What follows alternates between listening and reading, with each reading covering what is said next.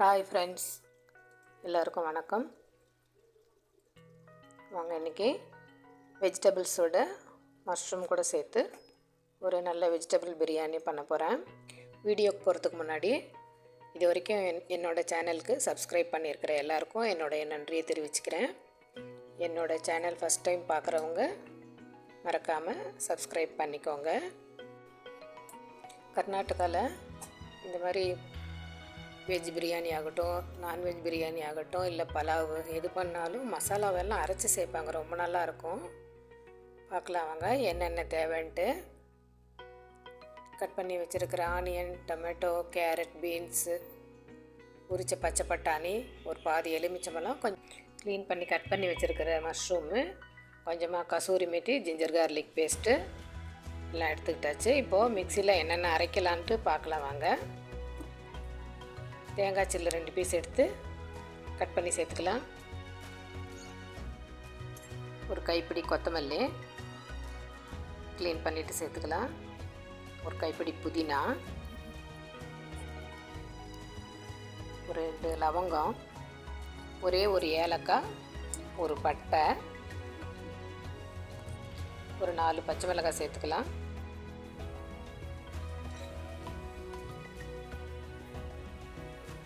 எல்லாத்தையும் சேர்த்து நல்லா கிரைண்ட் பண்ணிக்கலாம். கிரைண்ட் பண்ணியாச்சு. இதெல்லாம் அப்படியே இருக்கட்டும். இப்போது குக்கர் வச்சுட்டு குக்கர் சூடானதும் கொஞ்சம் ஆயில் விட்டுக்கலாம். ஒரே ஒரு பிரிஞ்சி இலை, ஹோல் கரம் மசாலா எல்லாம் சேர்த்துக்கலாம்.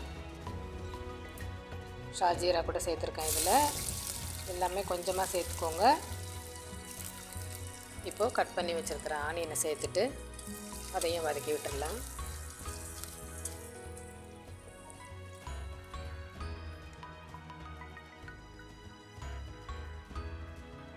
கொஞ்சம் உப்பு சேர்த்துக்கிட்டோம்னா சீக்கிரமாக வதங்கி வந்துடும்.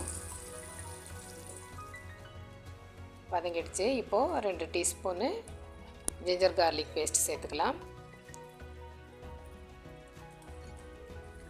மிக்சியில் நம்ம மசாலா எல்லாம் அரைச்சோம் இல்லைங்களா, அது கூட இஞ்சி பூண்டு சேர்த்துக்கலாம். என்கிட்ட தனியாக இருந்ததுனால நான் அதோடு சேர்த்து அரைக்கலை, தனியாகவே போட்டு வதக்கி விட்டுட்டேன். பச்சை வாசனை போகிற வரைக்கும் கொஞ்சம் சிம்லேயே வச்சு நல்லா வதக்கலாம். நல்லா வதங்கிடுச்சு. இப்போ அரைச்ச மசாலா விழுதை சேர்த்துக்கலாம். மெதுவாக அப்படியே கிளறி விட்டுக்கிட்டே இருக்கணும். ஸ்டவ் சிம்லேயே இருக்கட்டும். தேங்காய் எல்லாம் அரைச்சிருக்கிறதுனால அடிப்பிடிக்கும். ஸ்டவ் சிம்லேயே வச்சு வதக்கிக்கோங்க. ஒரு 2 தக்காளி கட் பண்ணி வச்சுருந்தேன் இல்லைங்களா, அதையும் சேர்த்து வதக்கலாம். கொஞ்சம் கல் உப்பு சேர்த்துக்கலாம், சீக்கிரமாக வதங்கிடும். நல்லா வதக்கிட்டு கொஞ்சம் நேரம் மூடி போட்டு வச்சிடலாம். மூடி போட்டு டக்குன்னு 2 நிமிஷத்தில் நல்லா வதங்கிடும். நல்லா வதங்கி வந்துருச்சு பாருங்கள். இப்போது கட் பண்ணி வச்சுருக்கிற காய்கறி எல்லாம் சேர்த்துட்டு அதையும் நல்லா வதக்கி விட்டுடலாம்.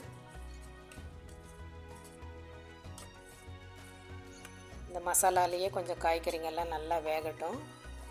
மஷ்ரூமையும் சேர்த்து நல்லா வதக்கலாம். நல்லா வதங்கட்டும். மஷ்ரூம்லேருந்து தண்ணி விடும்.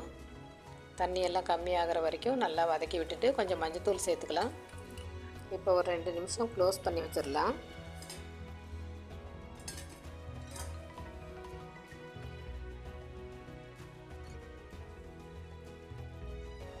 இப்போ கொஞ்சமாக கசூரி மேத்தி சேர்த்துக்கலாம். கையிலே கொஞ்சம் க்ரஷ் பண்ணி சேர்த்துருக்கேன். வாசனைக்காக கொஞ்சமாக போட்டுக்கிட்டால் போதும். நல்லா கலந்து விட்டுடலாம்.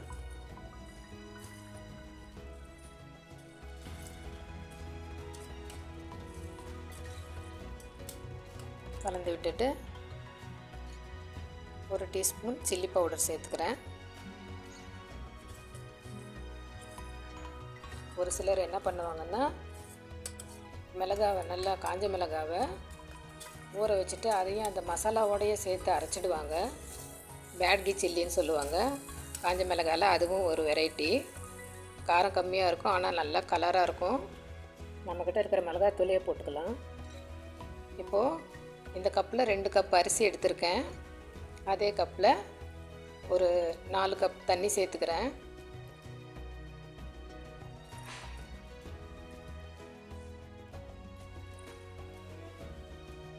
நாலு கப் சேர்த்தாச்சு.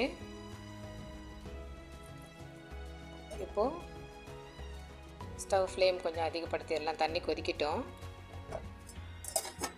நல்லா கொதி வந்துருச்சு. அரிசி ஏற்கனவே நல்லா கழுவிட்டு ஊற வச்சுருந்தேன், அதையும் சேர்த்துக்கலாம். இப்போது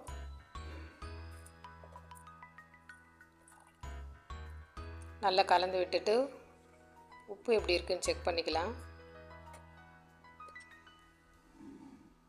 உப்பு கொஞ்சம் கம்மியாக இருந்தது, கொஞ்சம் உப்பு சேர்த்துருக்கேன். ஒரு பாதி எலுமிச்சம்பழம் பிழிஞ்சு விட்டுறலாம் அதுலேயே.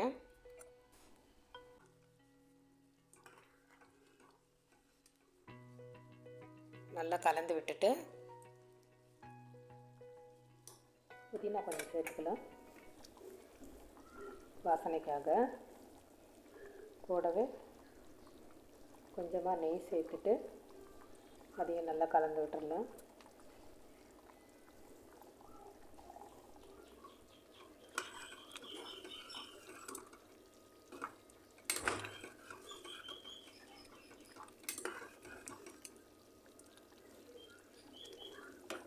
இப்போது குக்கர் மூடி போட்டு மூடி வச்சிடலாம்.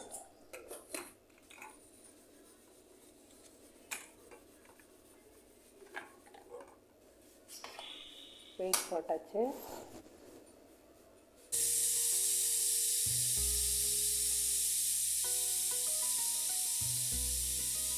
ஒரே ஒரு விசில் வந்தால் போதும்.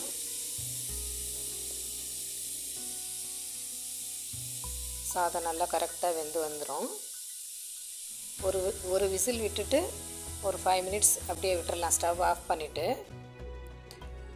இப்போ கரெக்டாக வெந்து வந்திருக்கோம்.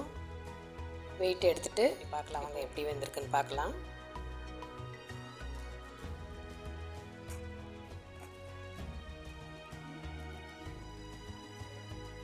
கரெக்டாக வெந்து வந்திருக்கு பாருங்கள்.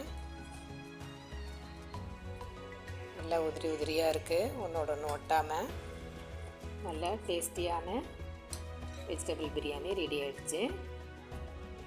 சர்வ் பண்ணிடலாம் வாங்க. இது தயிர் பச்சடி கூட நல்லாயிருக்கும். இதுலேயே வெஜிடபிள்ஸ் நிறையா இருக்கிறதுனால தயிர் பச்சடியே போதுமானது. வேறு எதுவுமே தேவையில்லை. ரொம்ப டேஸ்டியாக இருக்கும். ட்ரை பண்ணி பாருங்கள்.